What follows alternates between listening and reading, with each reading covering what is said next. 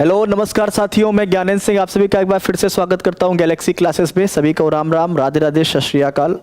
प्यारे बच्चों, सभी लोग भाई फटाफट लाइव आ जाएंगे। सेशन की शुरुआत हो चुकी है। जैसा कि आप सभी लोग जानते हैं, आज की जो क्लास है वो बहुत ही शानदार होने वाली है और क्लास डे बाय डे शानदार हो ही रही है। आप सब लोग मेहनत भी कर रहे हैं, आप सब लोग पढ़ाई करते रहें, क्योंकि बहुत ही कम समय बचा है, बहुत ही कम समय बचा है। एक हफ्ते का समय भी नहीं बचा है आपके पास कि अब हम पढ़ाई कर सकें। 3-4 दिन का समय है। मेरे प्यारे बच्चों, खूब अच्छे से मेहनत करिए, ईमानदारी से पढ़ाई करते रहिए और क्लास एग्ज़ाम के एक दिन पहले आप एकदम बिल्कुल रेस्ट में आ जाइए। ठीक है, चलिए शुरू करते हैं क्वेश्चन का।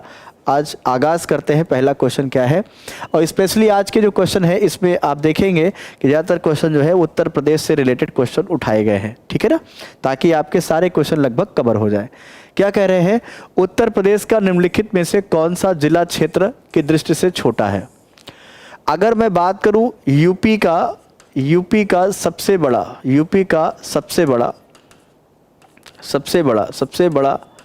अगर मैं जिला बताऊं आपको, तो सबसे बड़ा जिला है वो आपका लखीमपुर। और सबसे छोटा जो है, अगर आपसे पूछे तो सबसे छोटा जो है वो है आपका जी हापुड़। ध्यान रखना, हापुड़ सबसे छोटा जो है वो कौन है, हापुड़ है। इस बात का ध्यान रखना। ऑप्शन में कौन है, बनारस, जौनपुर, इलाहाबाद, गाजीपुर? नहीं, यहाँ पे कौन है, वाराणसी। ठीक है, वाराणसी लगभग अगर आप देखें तो इसका जो क्षेत्रफल है वो लगभग 1500-1600 स्क्वायर किलोमीटर के आसपास है, जबकि गाजीपुर का लगभग 3000 के आसपास है, 3500 के आसपास है। तो बनारस हो जाएगा। अगला क्वेश्चन क्या कह रहा है, उत्तर प्रदेश के निम्नलिखित जिलों का उनके कुल भौगोलिक क्षेत्रफल के आधार पर सही अवरोही क्रम का मतलब क्या होता है, घटते क्रम में आपको बताना है। ठीक है, अवरोही क्रम मतलब क्या है, घटते क्रम में आपको बताना है। ठीक है, ओके, घटते क्रम में आपको बताना है। तो घटते क्रम में आपको आना है। सबसे छोटे जिले में आते हैं गौतम बुद्ध नगर, वाराणसी, संत रविदास नगर, बागपत। ध्यान रखें, यस, गौतम बुद्ध नगर, वाराणसी, गौतम बुद्ध नगर। यहाँ पे घटते क्रम में जब आप आते हैं ना, घटते क्रम में आते हैं, तो अवरोही का मतलब क्या है, घटते क्रम। ठीक है, तो इसमें आपका क्या हो जाता है जी, वाराणसी, बागपत, संत रविदास नगर, गौतम बुद्ध नगर। ठीक है, हाँ, ये आपका हो जाएगा। वाराणसी तो लगभग 1600 के आसपास है। गौतम बुद्ध नगर जो है वो लगभग आपका हो जाता है 1400 स्क्वायर किलोमीटर के आसपास। वाराणसी लगभग 1600 स्क्वायर किलोमीटर के आसपास है। गौतम बुद्ध नगर लगभग 1400 स्क्वायर किलोमीटर के आसपास है। ठीक है, बागपत और संत रविदास नगर ये घटते क्रम में ही आपका आ जाएगा। ठीक है ना, हाँ, ये आपका आ जाएगा। ठीक, ओके। भारतीय राज्यों में उत्तर प्रदेश निम्नलिखित में से किस फसल का सबसे बड़ा उत्पादक है। भैया वैसे उत्तर प्रदेश में आप देखेंगे तो अनाज का उत्पादन सबसे अधिक होता है, लेकिन ऑप्शन में क्या कह रहा है, गेहूं, आलू तो होता है, मूंगफली नहीं होता है। गेहूं, आलू और गन्ना, गेहूं, आलू, कपास नहीं होता है, धान नहीं होता है। तो बी ऑप्शन के साथ आप जा सकते हैं, क्योंकि मूंगफली के लिए गुजरात आप जाएंगे, कपास के लिए भी आप गुजरात जाएंगे, धान के लिए आप बंगाल जाएंगे। ठीक है, हाँ, धान के लिए आप कहाँ जाएंगे, बंगाल जाएंगे। ठीक है, ओके। अगले क्वेश्चन में बच्चों एक बार क्लास को शेयर जरूर कर दीजिए। ठीक है, एक बार क्लास को शेयर जरूर कर दीजिए और खूब ईमानदारी से आप पढ़ाई करते रहिए। ठीक है, उत्तर प्रदेश की निम्नलिखित में से किस नदी को पर्यावरण प्रदूषण के कारण जैविक आपदा घोषित किया गया है, ये आपसे पूछा जा रहा है। तो सबसे प्रदूषित नदी को जैविक आपदा घोषित किया गया है, वो कौन सी नदी है, ये आप सभी लोग हमें बताएंगे। क्या होगा इसका सही उत्तर। ठीक है, यमुना, गोमती, शई, तमसा। सही अगर आप देखें तो उन्नाव से निकलती है। ठीक है, और तमसा जो अब लगभग सूख चुकी है ना, नंदीग्राम के साउथ में पड़ती है।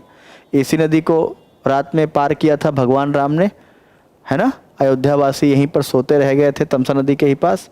गोमती नदी जो है ये आपके कहाँ से निकलती है, फुल्लहर झील से निकलती है। पीलीभीत, है ना, पीलीभीत में जगह है फुल्लहर झील। तो फुल्लहर झील जो है, फुल्लहर झील या फिर उसको क्या बोलेंगे, गोमतताल झील।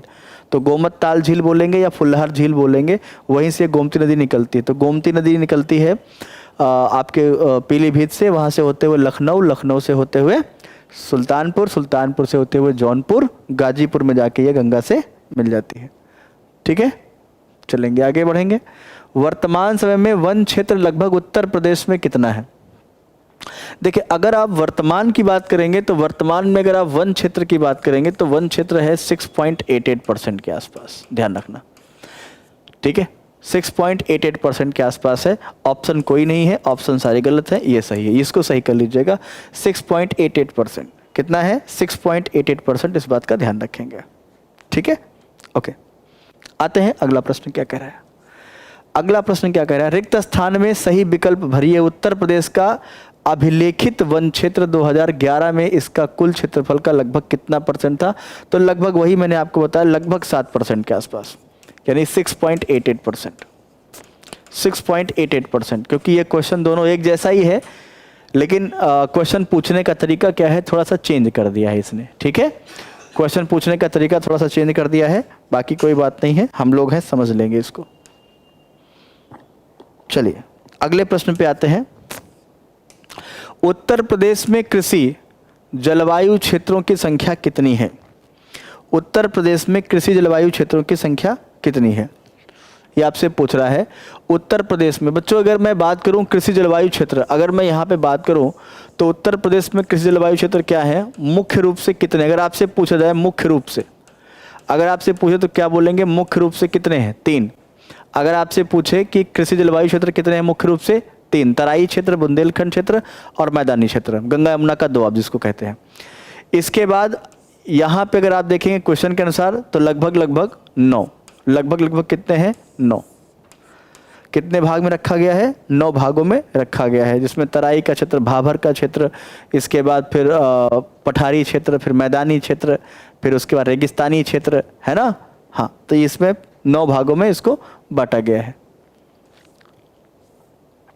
उत्तर प्रदेश में कितने प्रमुख कृषि जलवायु, ये देखिए आ गया क्वेश्चन, कितने प्रमुख, तो प्रमुख की बात करेगा तो प्रमुख में कितने हो जाएंगे? 3, जो मैंने अभी आपको बताया था, 3। तो प्रमुख जलवायु क्षेत्र कितने हैं? 3, जो मैंने अभी आपको बताया था, इस बात का ध्यान रखेंगे। तो प्रमुख जलवायु क्षेत्र कितने हैं? 3। वैसे अगर आपसे बोले शस्य जलवायु केंद्र कितने हैं तो 9, आपका आंसर कितना करेंगे? 9। आपसे जब प्रमुख करके पूछेगा तब आपको 3 बताना है, अदरवाइज आपको 9 करके ही आंसर आना है, ध्यान रखना है इस बात का। उत्तर प्रदेश को विभाजित किया गया है। अरे यार, क्वेश्चन रिपीट क्यों आ रहा है बार बार? मतलब क्वेश्चन का तरीका अलग अलग है, बस वही है ना कि एक ही चीज़ का है क्वेश्चन, अलग अलग तरीके से दे रहा है। तो कितने भाग में बांटा गया है? 9 कृषि जलवायु क्षेत्र में बांटा गया है। ठीक है, कोई बात नहीं है, चलिए ठीक है। इसका मतलब ये क्वेश्चन एग्जाम में ज़्यादातर आने वाला है, इसलिए ये क्वेश्चन बार बार नए नए तरीके से रिपीट हो रहा है ताकि आपको कन्फ्यूजन ना हो। जनगणना 11 के अनुसार उत्तर प्रदेश की जनसंख्या का भारत की जनसंख्या में कितना % योगदान था, बताएं। उत्तर प्रदेश जनसंख्या अगर 2011 की बात करें लगभग 19 करोड़ के आसपास, आप सभी लोग जानते हैं 19, साढ़े 19 के आसपास। ठीक है, इस समय अगर आप देखेंगे 2022, 23, 24 के समय में अगर आप देखेंगे तो इस समय लगभग उत्तर प्रदेश की आबादी लगभग 24 करोड़ के आसपास है। वर्तमान में अगर आप देखेंगे 24 से 25 करोड़ आबादी उत्तर प्रदेश में रहती है। 11 के अनुसार लगभग साढ़े 19 करोड़, जो कि कितनी थी? पूरे भारत की 16.16%। ये है आपकी, ध्यान रखना इस बात का। अगला प्रश्न आ जाइए। उत्तर प्रदेश में सबसे अधिक क्षेत्रफल में व्याप्त आम की किस्म कौन सी है? ये आपसे पूछ रहा है, बताइए। देखिए, चौसा आम जो है ये फेमस है कहाँ का? हरदोई। और एक बात और जान ले, हरदोई लखनऊ के पड़ोस में ही है, और हरदोई में जगह है संडीला, जहाँ का लड्डू बड़ा फेमस है, हम तो खाए हैं, गरी के बुरादे का बनता है, ज़्यादातर बनाते हैं।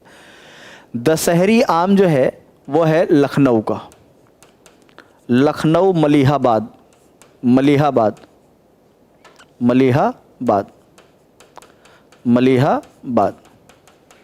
अभी आपको एक जानकारी दूंगा यहाँ पे, बहुत अच्छा, ठीक है, बहुत अच्छी जानकारी दूंगा, एक बात ध्यान रखना। लंगड़ा आम आप जाएंगे तो लंगड़ा आम बनारस का फेमस है। सफ़ेदा आम जो है इलाहाबाद, सफ़ेदा सुर्ख आम कहाँ का? इलाहाबाद।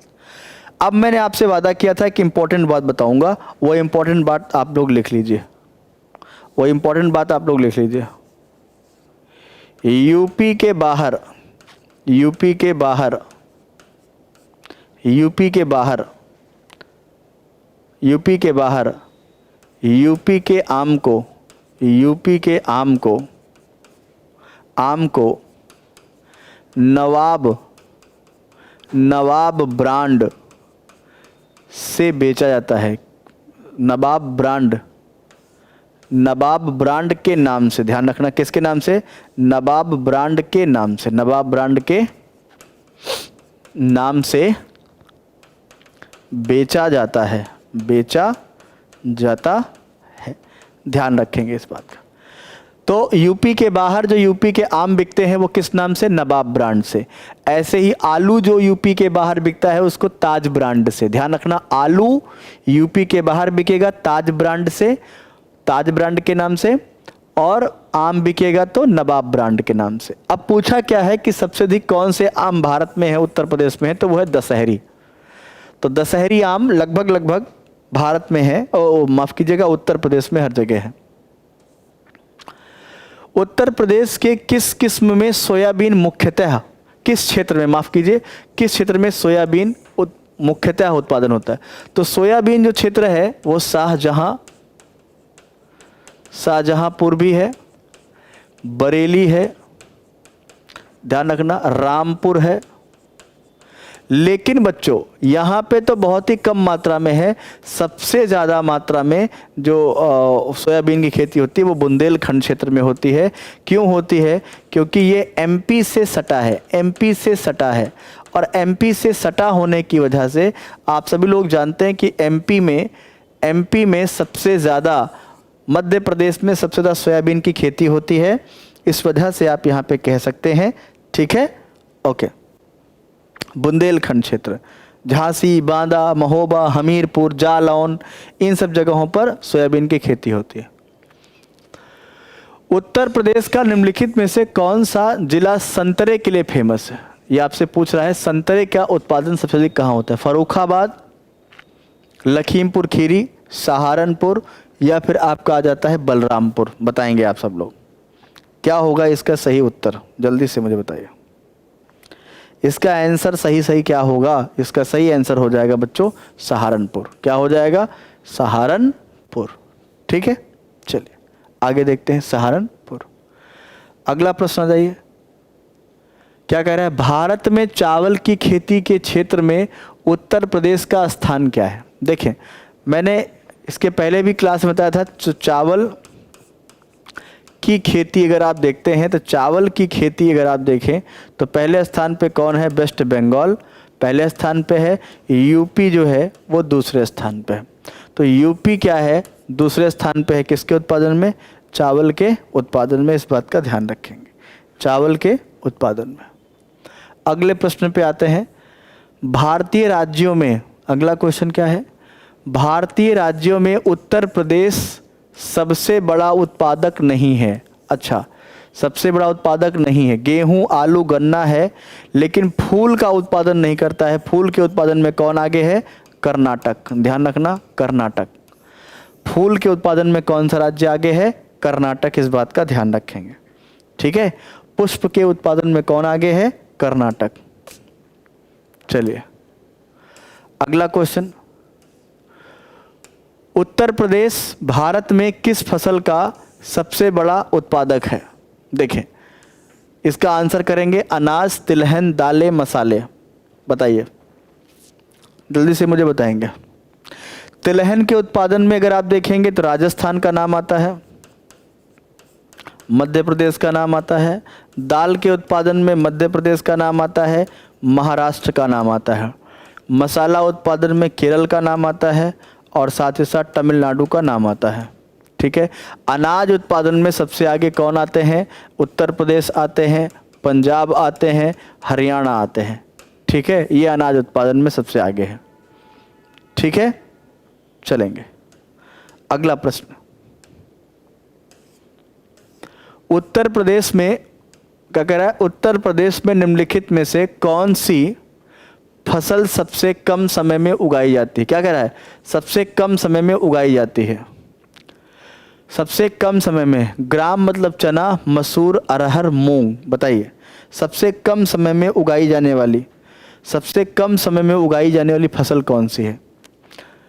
चना, मसूर, अरहर या मूंग? बताइए। अरहर तो होगा नहीं, बताइए क्या होगा इसमें सही आंसर? बताइए क्या होगा, सबसे कम समय में उगाई जाती है, बताएंगे। देखिए कम से कम 2.5-3 महीने का समय चने में भी लगता है, मसूर, मूंग के उत्पादन में कम समय लगता है। ठीक है, ओके। चले अगले प्रश्न पे आते हैं। 2009 से 12 के दौरान भारत के कुल खाद्यान्न उत्पादन में उत्तर प्रदेश का हिस्सा कितना था? देखिए अगर यहाँ पे परसेंटेज की बात करूँगा तो लगभग ये मान के चलेंगे, लगभग 18% के आसपास इनका योगदान है कुल उत्पादन में, है ना। कुल उत्पादन में लगभग 18% का योगदान है। तो 100 का 18 मतलब 1/5 कह सकते हैं, 1/5 कह सकते हैं, लगभग में, अप्रॉक्सीमेटली में कह सकते हैं, बट एग्जैक्ट नहीं कह सकते हैं। ठीक है, लगभग 1/5 है ना, ये हम कह सकते हैं। 1/5 हिस्सा, 1/5 हिस्सा। अगला क्वेश्चन क्या है, उत्तर प्रदेश में कृषि उत्पादन बढ़ाने के लिए, उत्तर प्रदेश में कृषि उत्पादन बढ़ाने के लिए सबसे प्रभावी कारक कौन सा है?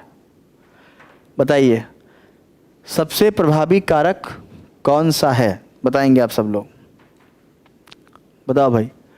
अधिक उपज देने वाली किस्म के बीजों का उपयोग बढ़ाना, कृषि सेवा केंद्र का विकास करना, कृषि ऋण सुविधा देना, किसान क्रेडिट कार्ड योजना। देखें ये सब योजनाएं तो पहले से ही चल रही हैं, लेकिन अगर आपको कृषि उत्पादन बढ़ाने की बात हो रही है तो कृषि उत्पादन से लोन का कोई मतलब नहीं है। ठीक है, कृषि उत्पादन का मतलब होता है अच्छी किस्म की बीजों से। अगर आपको उत्पादन बढ़ाना है तो अच्छी किस्म की बीजों का इस्तेमाल करेंगे।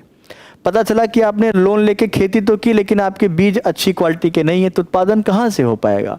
उत्पादन अगर आपको बढ़ाना है तो अच्छी किस्म की आपके पास बीज होनी चाहिए, है ना। हाँ, तो आपका उत्पादन बढ़ेगा। उत्तर प्रदेश में खरीफ फसलें बोई जाती हैं। अरे यार, खरीफ की फसलें हर जगह, हर एक जगह पर जून जुलाई के महीने में ही बोई जाती हैं। जून जुलाई के महीने में खरीफ। यहाँ पे होती जायद की फसल, और यहाँ अगर आप देखें अक्टूबर नवंबर, यहाँ पे क्या होती है, रबी की फसल। ध्यान रखना, रबी की फसल होती है, अक्टूबर दिसंबर तक बोई जाती है रबी की फसल। ठीक है, चलिए अगला प्रश्न आ जाते हैं। क्या कह रहा है, निम्नलिखित में से कौन सा शास्त्रीय नृत्य उत्तर प्रदेश से संबंधित है? ओके, बताइए भैया। कथक, भरतनाट्यम, ओडिसी, कुचिपुड़ी। देखिए कुचिपुड़ी होता है, कुचिपुड़ी है, कुचिपुड़ी ये है आपका आंध्र प्रदेश का। ओडिसी जो है आपका कहाँ का है? ओडिशा का। भरतनाट्यम कहाँ का है? तमिलनाडु का। और ये है कथक आपका उत्तर प्रदेश। स्पेशली कथक जो है ये है आपका, कथक जो है आपका स्पेशली कहाँ का है? ब्रजभूमि। ब्रजभूमि बोले तो मथुरा। ठीक है, यहाँ का है, इस बात का ध्यान रखें। तो आपका सही उत्तर क्या हो जाएगा? कथक। और ऐसे ही आपका आता है कथकली, कथकली, कथकली और मोहिनी अट्टम, मोहिनी अट्टम, ये दोनों है केरल में। इसके अलावा एक और आता है सत्रिया। सत्रिया कहाँ है? असम में। सत्रिया कहाँ है? असम में। तो 1 2 3 4 5 6 7, एक और बच रहा है 8, है ना। 7 से 8 है ना। भरतनाट्यम, ओडिसी, कुचिपुड़ी, कथकली, मोहिनी अट्टम, सत्रिया, कथक। 4 3 7, एक और कोई है, फंस रहा है।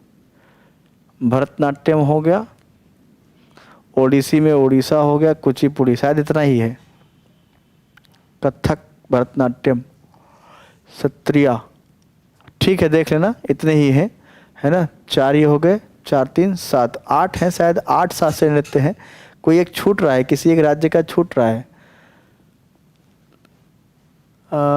मोहिनी अट्टम हो गया, कथकली हो गया, क्षत्रिया असम का हो गया, कुचिपुड़ी हो गया आंध्र प्रदेश का, ओडिसी हो गया, भरतनाट्यम हो गया। चलिए, पता नहीं क्या है, दिमाग में नहीं आ रहा है। ठीक है, हाँ। उत्तर प्रदेश की विशिष्ट नृत्य शैली है, विशिष्ट नृत्य शैली है कथक, यही आपका है। ठीक है, इसमें ज़्यादा दिमाग नहीं लगाना है, कथक है। ओके, कोई बात नहीं है। कर्मा, ध्यान रखना, कर्मा क्या कह रहा है? कर्मा तत्कालीन जिले के अंतर्गत आने वाले क्षेत्र का एक लोक नृत्य है। बताइए, कर्मा कौन से क्षेत्र का लोक नृत्य है? जल्दी से मुझे बताएंगे। खेरी, महोबा, मथुरा, सोनभद्र। खेरी मतलब खीरी, खेरी मतलब खीरी, खीरी लखीमपुर खीरी, खीरी का मतलब होता है लखीमपुर खीरी। ठीक है, लखीमपुर खीरी। ठीक है, महोबा, मथुरा, सोनभद्र। तो ये भैया कर्मा जो है ये कहाँ का है? सोनभद्र का है। ठीक है, ध्यान रखेंगे, सोनभद्र का है। कर्मा सोनभद्र का है, झारखंड का भी है, छत्तीसगढ़ का भी है, इस बात का ध्यान रखेंगे क्योंकि सटा हुआ है दोनों इलाका ना।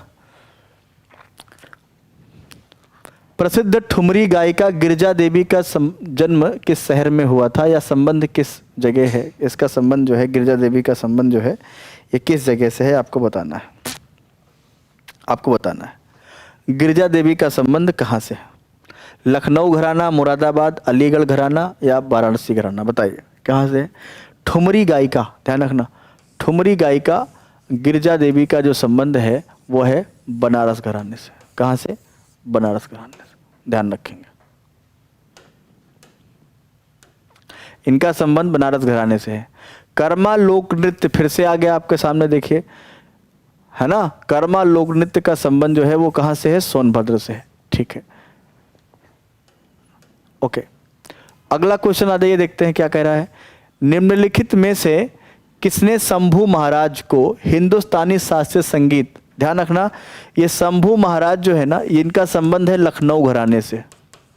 लखनऊ घराना, लखनऊ घराना। ठीक है, ये बिंदादीन, बिंदादीन बिंदादीन लच्छू महाराज, लच्छू महाराज, लच्छू महाराज,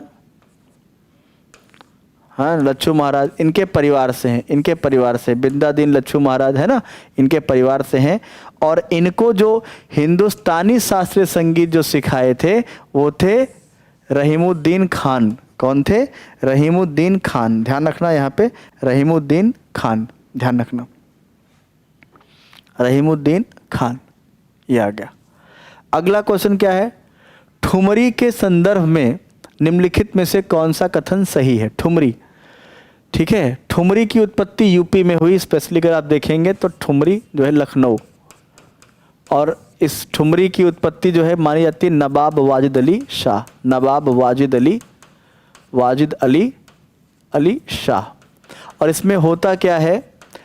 कृष्ण और राधा, ध्यान रखना, कृष्ण और राधा, कृष्ण और राधा, कृष्ण और राधा के प्रेम का मंचन होता है ना, मंचन होता है। और नवाब वाजिद अली शाह जो है ये कृष्ण बनते थे। ये क्या बनते थे? ये कृष्ण बनते थे, ध्यान रखना इस बात का। ये क्या बनते थे? कृष्ण बनते थे। ये हल्की आकर्षक, मनमोहक, है ना, ये मनमोहक होती थी, आकर्षक होती थी। बिल्कुल दोनों सही है, दोनों सही है।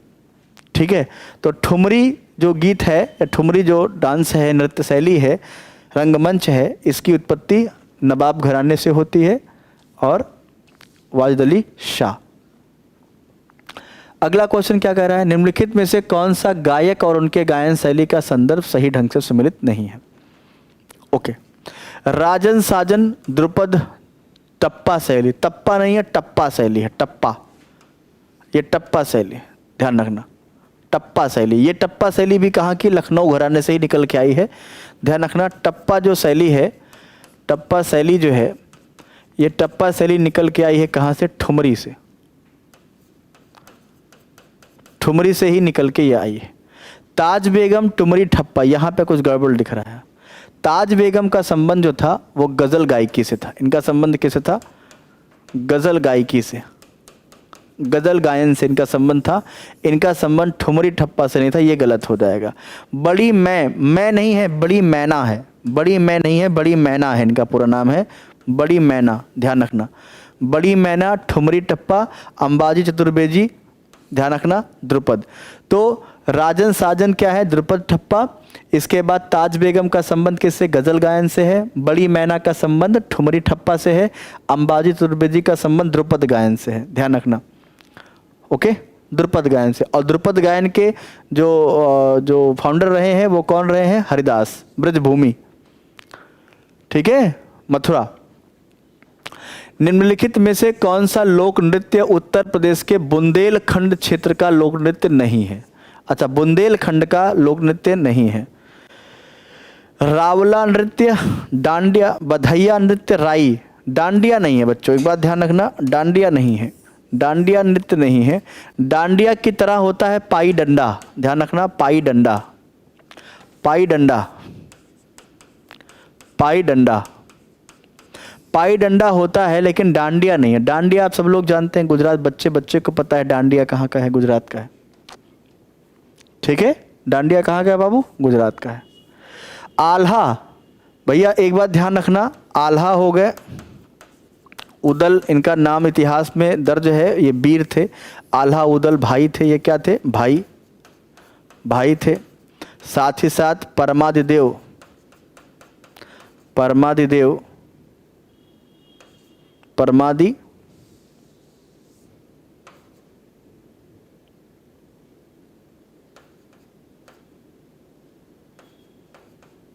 परमादिदेव, अरे कुछ गलत लिख रहा हूँ मैं, रुकिए। परमादिदेव, परमादिदेव के सेनापति थे, सेनापति थे। और ये क्या है? चंदेल वंश। इनका संबंध किससे था? चंदेल वंश, ठीक है। और जगनिक ने लिखा है आलखंड। जगनिक ने क्या लिखा है? आलखंड। क्या लिखा है? आलखंड लिखा है, ध्यान रखना, आलखंड। तो आलखंड के लेखक कौन है? जगनिक। और इनका संबंध किससे? बुंदेलखंड से। आल्हा, इनका संबंध किससे है? बुंदेलखंड से। ओके, आ जाते हैं अगले प्रश्न पे। उत्तर प्रदेश में सिंथेटिक रबर का कारखाना कहाँ स्थित है? सिंथेटिक रबर का कारखाना कहाँ स्थित है, ये आपसे पूछा जा रहा है।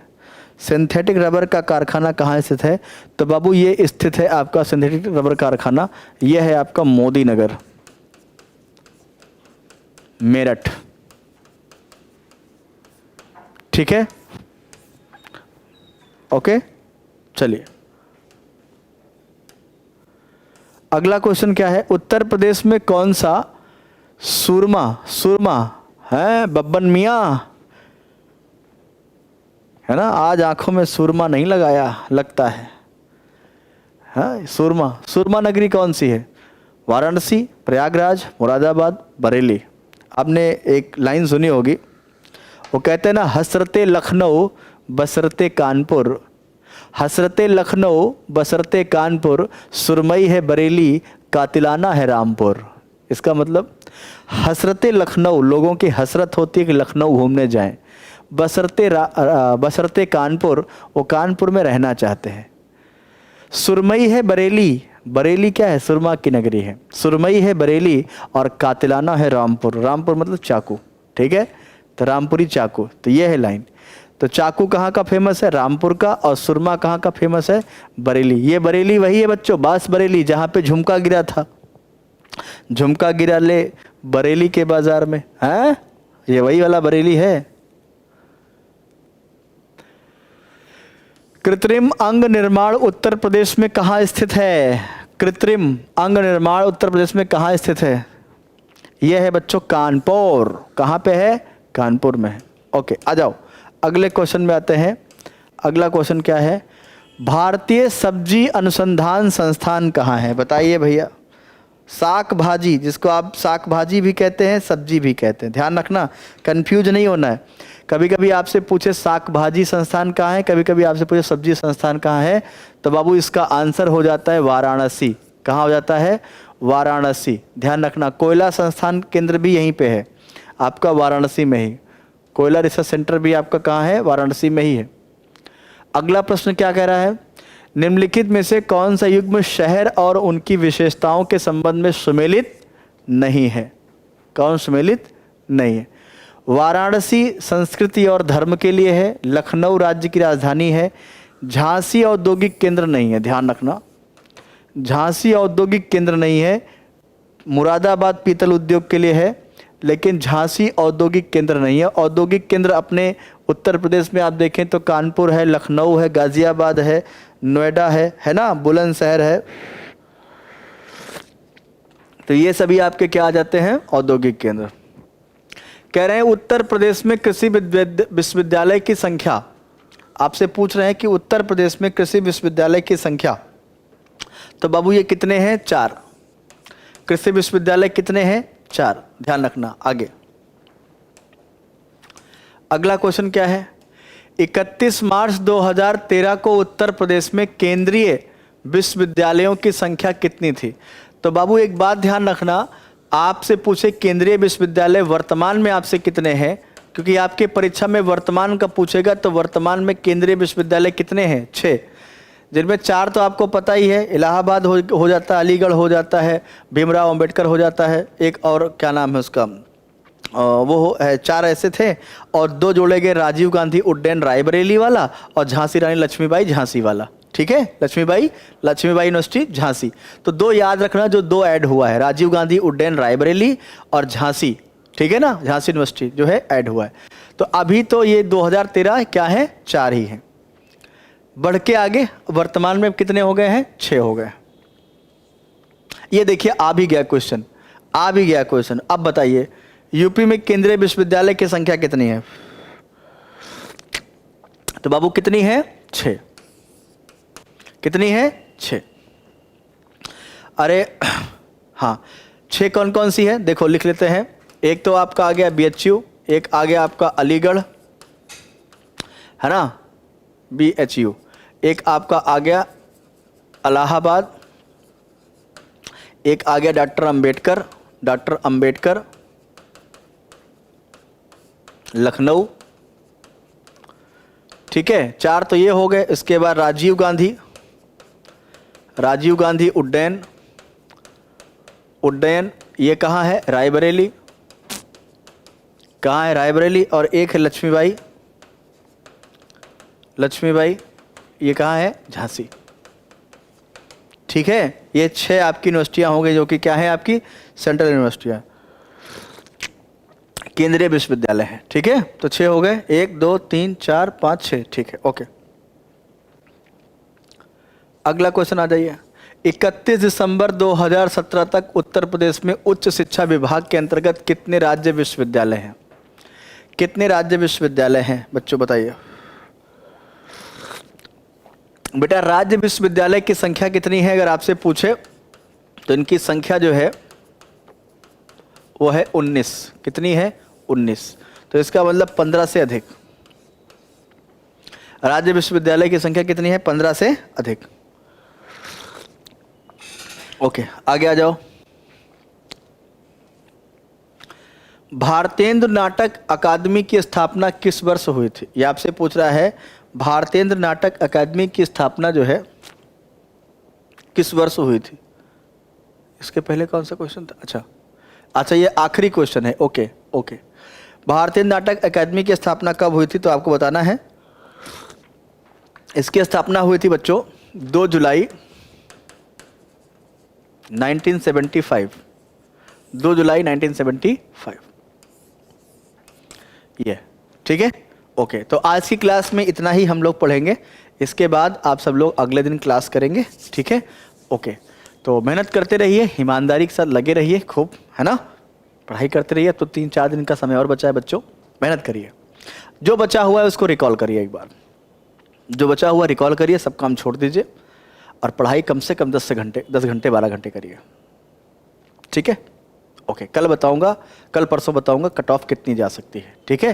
तो एकदम बिल्कुल माइंड मेकअप होकर पढ़ाई करिए, क्योंकि पहले बता दूंगा तो आप रिलैक्स हो जाओगे, अरे ठीक है इतना नंबर तो आ ही जाएगा, इसलिए भी नहीं बताऊंगा, बाद में बताऊंगा, ठीक है, ओके। मिलते हैं अगली क्लास में, तब तक जुड़े रहें गैलेक्सी क्लास के साथ, पढ़ते रहें रीजनिंग, मैथ, जीएस और हिंदी की क्लासेस, ठीक है, ओके। तब तक सभी को राम राम, जय हिंद।